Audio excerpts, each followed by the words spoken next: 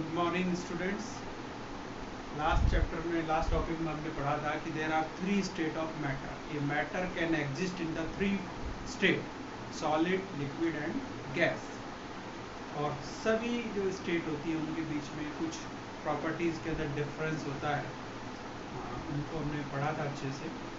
अभी हम एक नई चीज़ पढ़ने जा रहे हैं कि suppose we are taking the example of water. अगर हम इस वाटर को फ्रीज़र के अंदर रखते हैं, it become ice, it means liquid state converted into the solid state. और अगर हम इसी वाटर को बर्नर पे रखते हैं तो it become vapour, solid liquid converted into the gas state और vapour state. There are some factor on which the conversion of state is depend. Today we are going to discuss about these factor and how the state of matter are interconvertible. The topic is change of state of matter. Three state of matter can interconverted into each other. We are going to discuss. There are two factor. Number one is temperature and number two is pressure. अभी जो example मैंने बताया उसमें temperature change कर रहे हैं। जो freezer में रखते हैं तो टेम्परेचर कम कर रहे हैं और जब उसको बर्नर पे रखते हैं तो उसका टेम्परेचर बढ़ा रहे हैं। देखो एक्चुअली होता क्या है, इसके लिए हम थोड़ा समझ लेते हैं। सॉलिड के अंदर जो पार्टिकल है वो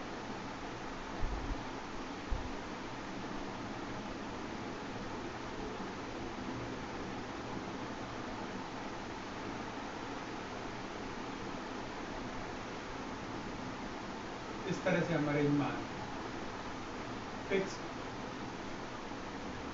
क्यों है? क्योंकि इनके बीच में इंटरमॉलिक्यूलर फोर्सेस ज़्यादा है।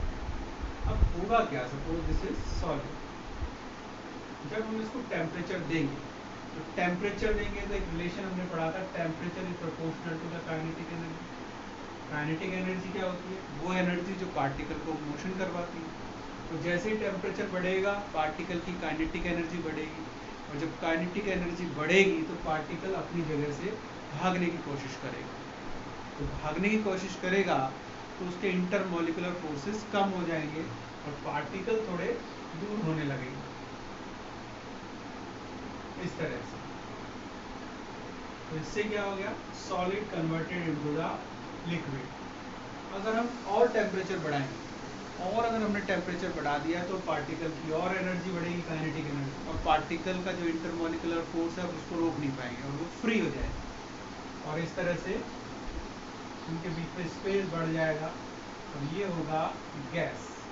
तो इस तरह से टेम्परेचर को चेंज कर हम मैटर की को एक स्टेट से दूसरी में, दूसरे से तीसरी में कन्वर्ट कर सकते हैं। एक दूसरा फैक्टर हमने बताया प्रेशर। टेम्परेचर हो गया, प्रेशर क्या है? लेकिन प्रेशर में क्या करते हैं हम? चीज़ को प्रेशराइज करते हैं, कंप्रेस करते हैं। अब इन पार्टिकल को अगर हम पास लाएंगे, प्रेशर अप्लाई करेंगे तो ये पास आएंगे। जब पास आएंगे तो इनके बीच में इंटरमॉलिक्यूलर फोर्सेस बढ़ेंगे तो गैस बिकम लिक्विड। अब इसमें और प्रेशर हम बढ़ाएंगे तो ये और पास होंगे तो ये हो जाएगा सॉलिड। तो दो फैक्टर हैं जो कि स्टेट को एक से दूसरे में चेंज करने में हेल्प करते हैं। If we are increasing temperature, देखिए दोनों फैक्टर एक साथ कैसे काम करते हैं। अगर हम टेम्परेचर कम कर रहे हैं और प्रेशर बढ़ा रहे हैं तो इजीली गैस लिक्विड में और लिक्विड सॉलिड में। एक एग्जांपल मैं बताता हूँ कि जो हमारी एलपीजी गैस होती है वो गैस, हम बोलते हैं गैस है, लेकिन अगर आप उस सिलेंडर को थोड़ा हिला के देखें तो उसमें लगेगा जैसे उसका फुल फॉर्म भी है लिक्विडिफाइड पेट्रोलियम गैस। तो वो लिक्विड है, तो कैसे है? उसको हाई प्रेशर पे कंप्रेस किया गया है और कभी लीक करते हुए हाथ अगर हमारा टच होता है तो वो ठंडी भी लगती है। तो उसका यही है कि टेम्परेचर कम होता है और प्रेशर बहुत ही ज़्यादा होता है। तो इन दो फैक्टर्स को हम लेकर स्टेट को एक दूसरे में कन्वर्ट कर सकते हैं। अब देखिए इम्पोर्टेंट बात यह है कि तीन स्टेट हमने लिखनी है, एक सॉलिड, एक लिक्विड और एक गैस। ठीक है, सॉलिड अगर लिक्विड में कन्वर्ट हो रहा है तो सॉलिड की एक शेप होती है और लिक्विड की कोई शेप नहीं होती, वो कंटेनर की शेप लेता है। तो इस प्रोसेस को हम बोलते हैं फ्यूज़न।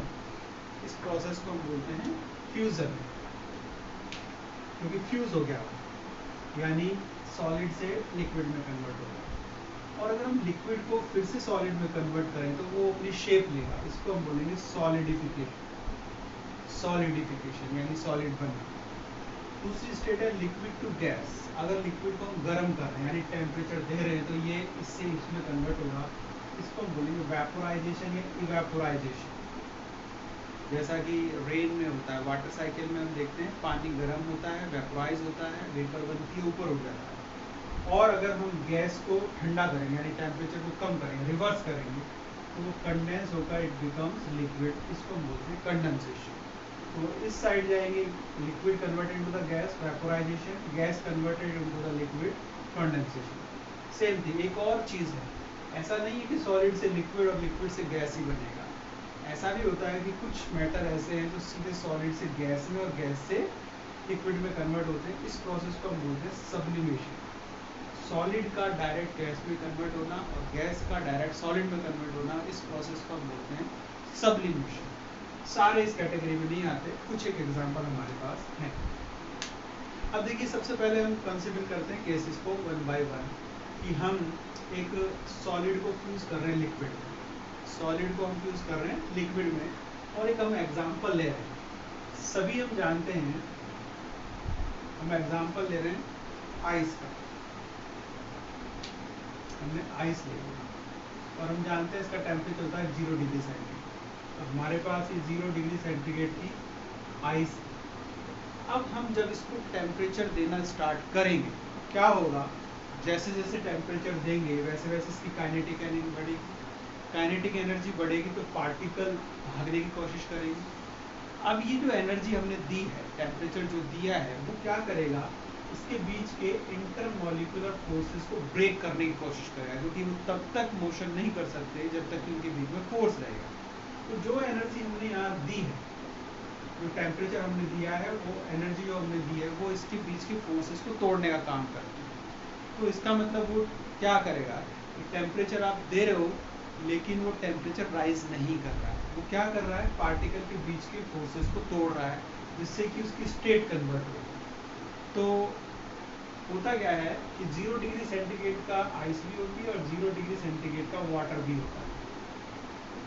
वाटर का भी, अगर एक हम आइस का सैंपल ले लें ग्लास में और उसमें थर्मामीटर लगा दें, उसको थोड़ा थोड़ा मेल्ट होने दें, तो हम देखते हैं उसके टेम्परेचर में राइज नहीं होता है। तो उसका रीज़न मैं बता रहा हूँ, क्योंकि जो हमने टेम्परेचर दिया है वो उसके फोर्सेस को ब्रेक करने का काम आ गया। अब एक सवाल हमारे आता है कि हमारे पास, हमने मान लो कि कूल टच करना, कूलिंग करना, तो आइस इज़ बेटर और 0 degree centigrade ice is better for cooling और 0 डिग्री सेंटीग्रेड ऑफ वाटर।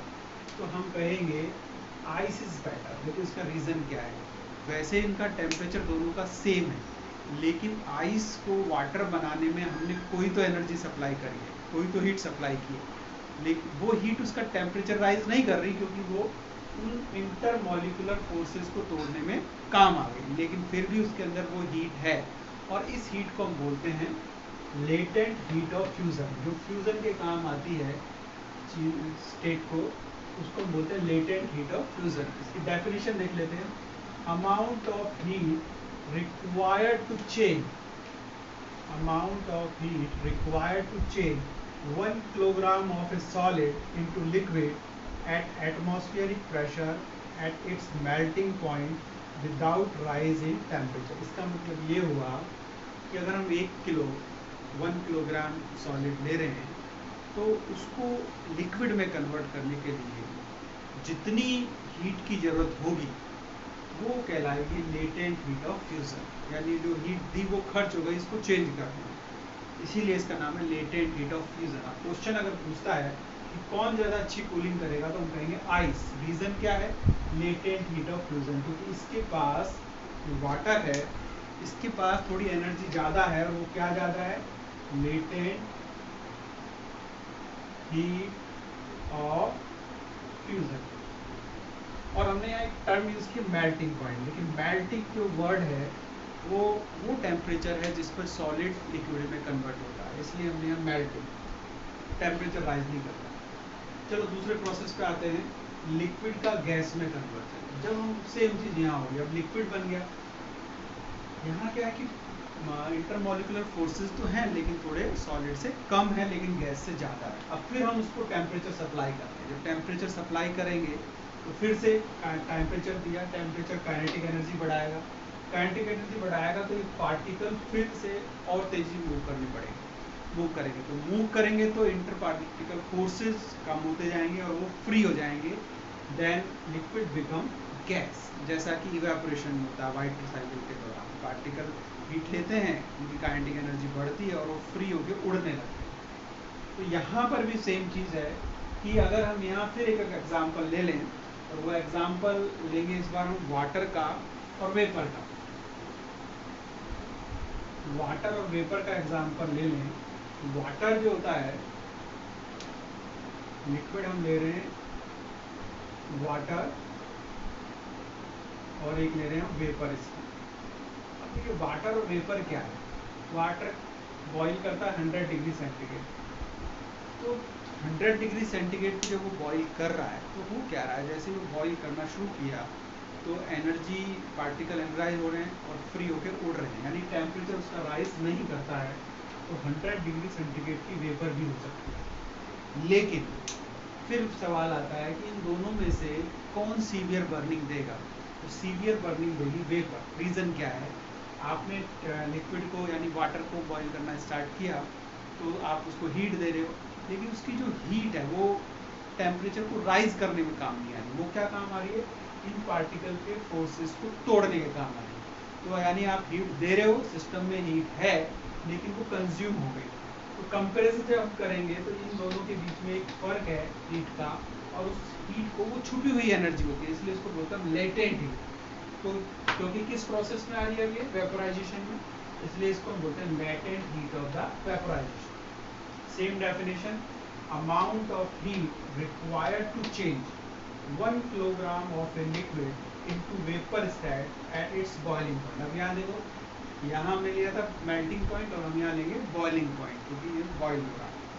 तो यहाँ पर भी जो 1 किलोग्राम लिक्विड है उसको वेपर में कन्वर्ट करने के लिए जितनी हीट रिक्वायर्ड होगी बिना टेम्परेचर को बढ़ाए उसके बॉइलिंग पॉइंट पर, वो उसकी कहलाएगी लेटेंट हीट ऑफ वेपराइजेशन। तो सेम है कि यहाँ पर भी अगर हम स्टीम लें तो स्टीम सीवियर बर्निंग लें। अब थर्ड प्रोसेस की तरफ आते हैं, सॉलिड का कन्वर्जन गैसेज में। क्योंकि सॉलिड और गैसेज, सॉलिड से सीधा एक स्टेट जो है लिक्विड वो मिस है, इस प्रोसेस को हम बोलते हैं सब्लिमेशन। पहले तो ये बहुत कम ऐसे मैटर होते हैं जो इस प्रोसेस को शो करते हैं। इसमें क्या है देखिए कि gas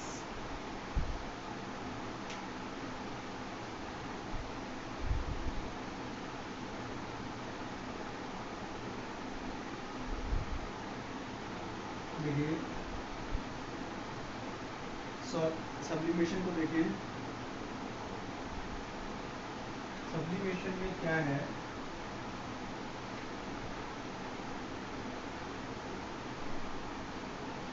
conversion of solid to gas and gas to solid without changing into the liquid. किसी का सीधा मैटर कन्वर्जन, किसका, मैटर का कन्वर्जन सॉलिड टू गैस और गैस टू सॉलिड बिना लिक्विड स्टेट के आए, इसको हम बोलते हैं सब्लिमेशन। अब देखिए सब्लिमेशन में ये एक प्रोसेस है जिससे हम चीज़ों को सेपरेट आउट करने के काम आते हैं। एक और इम्पोर्टेंट हम देखें कि जो CO2 होती है, CO2 known as dry ice, CO2 को ड्राई आइस भी बोलते हैं। तो CO2 सब जानते हैं, CO2 इज ए गैस, ये गैस है। जब हम इसको प्रेशर देते हैं और टेम्परेचर कम करते हैं तो सीधा कन्वर्ट हो जाती है सॉलिड CO2 में। अब इसमें लिक्विड स्टेट जो है, लिक्विड स्टेट नहीं है, इसलिए इसको हम बोलते हैं dry ice. That's why CO2 is known as the dry ice. अब सब्लिमेशन कई बार पूछता है, इसके बारे में थोड़ा और बता देता हूँ। है क्या, देखिए कि हमारे घर में अमोनियम क्लोराइड, जिसको हम कैम्फर बोलते हैं, पूजा के काम में लेते हैं, जिसको जलाते हैं और सीधा गायब हो जाता है, जलने पर वेपराइज होता है। अगर हमारे पास एक मिक्सचर है NaCl और NH4Cl, इसको हम बोलते हैं कॉमन सार, और ये है कैम्फर। और ये दोनों सॉलिड हैं, ये भी सॉलिड है और ये भी सॉलिड है। इन दोनों को हम सेपरेट करना चाहें तो हम कैसे सेपरेट कर सकते हैं? तो क्या करेंगे, देखिए इसके लिए एक कंटेनर में इसको लेंगे और इस कंटेनर में नीचे एक बर्नर लगाएंगे, स्टैंड लगा दिया, और यहाँ हम बर्नर लगाएंगे हीट करने के लिए, क्योंकि सॉलिड को कन्वर्ट करना है, कन्वर्जन के लिए हीट चाहिए। अब हमने इसमें दो चीज़ें डाल दी, एक ये डल गई और ये हमारा दूसरा डल गया, और ये मिक्सचर हो गया NaCl का और NH4Cl का। अब इनको सेपरेट करना है। देखिए सेपरेट करने के लिए क्या करेंगे, एक फनेल लेंगे और फनेल को इस पर उल्टा रखेंगे, फनेल को इस पर उल्टा रखा और ऊपर से यहाँ पर इसे कॉटन से इसको पैक कर देंगे। अब जैसे जैसे हम इसको हीट करेंगे तो अमोनियम क्लोराइड जो है वो सब्लिमाइन नेचर का है, तो जैसे जैसे ये गर्म करेंगे तो सीधा वेपराइज होगा, और वेपराइज होने के बाद ये यहाँ फनल के इंटर सरफेस पे जमा हो जाए, तो ऊपर चला गया NH4Cl और नीचे रह गया NaCl। सब्लिमेशन के प्रोसेस से हम इन दो चीज़ों को आपस में सेपरेट आउट कर सकते हैं।